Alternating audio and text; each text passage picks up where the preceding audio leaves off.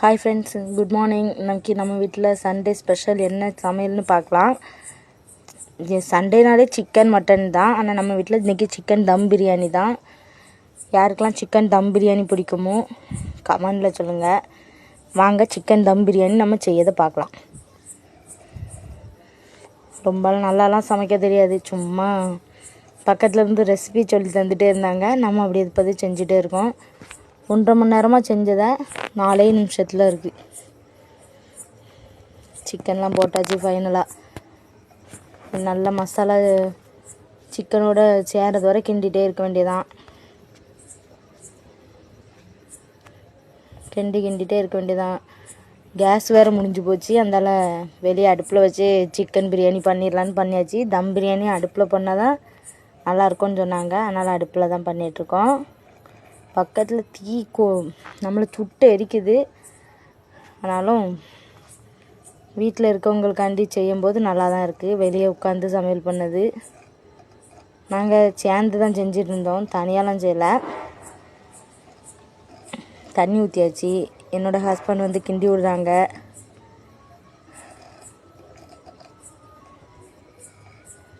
இனி தண்ணி ஊற்ற வேண்டியதான், அப்புறம் ரைஸ் போட வேண்டியதான், அதுக்கப்புறம் தம் போட வேண்டியது. அரிசி போட்டுட்ருக்கேன். அப்புறம் தம் போடணும். தம் போட்டுட்டு தம் பிரித்து அப்புறமா நல்லா சுட பிரியாணி சாப்பிட வேண்டியதான்.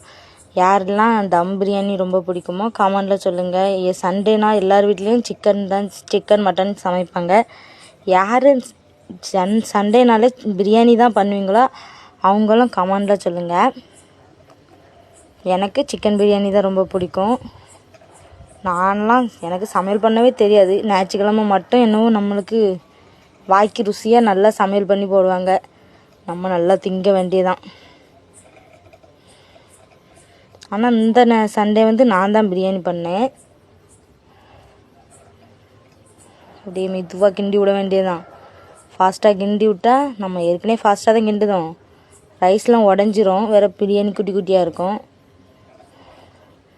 கிண்டி விட்டுட்டு நான் தம்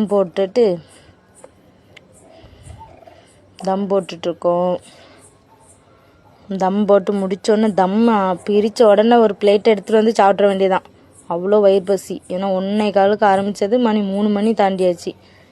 இன்னும் சமையல் பண்ணிக்கிட்டு தான் இருக்கோம். பசிக்குது நல்லா.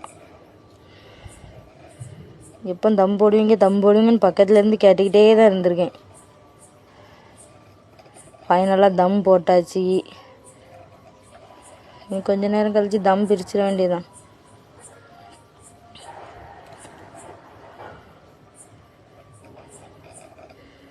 யாரெல்லாம் இப்படி தம் போடும்போதே வயிறு பசியில் அப்படி எப்பண்டா பிரிப்பீங்கன்னு வெயிட் பண்ணுவீங்களோ அவங்களும் சொல்லுங்கள். நான்லாம் அப்படி தான்ப்பா. தம் போட ஆரம்பித்ததுலேருந்தே வயிறு பசி அப்படி எப்பவும் எப்போ சாப்பிட்லான்னு கத்திகிட்டே இருக்கும் வயிறு. A few minutes later. ஃபைனலாக தம் போட்டு முடிச்சாச்சு. இனி பிரியாணியை பார்க்கறக்கே அவ்வளோ அழகாக இருக்குது. அப்படியே நாக்கு இப்போவே ஊறுது. கொஞ்சம் நெய் ஊற்றிக்கலாம். நெய் ஊற்றிட்டு தம்மை பிரிக்க வேண்டியதான். நிறைய நெய் ஊற்றாண்டா நல்லா இருக்காது. ஓ சூப்பராக இருக்குது பார்க்கக்கே. தம் எவ்வளோ ஆவி அழகாக வருது பாருங்கள். சுட அப்படி தம் பிரியாணி பார்க்கும்போது அப்படி நாக்கில் எச்சு ஊறுது. யாருக்கெல்லாம் பார்க்கும்போது நாக்கில் எச்சு ஊறிச்சோ அவங்களும் கமெண்டில் சொல்லுங்கள். இனி சாப்பிட வேண்டியதான். வாங்க எல்லோரும் சாப்பிடலாம். Bye friends.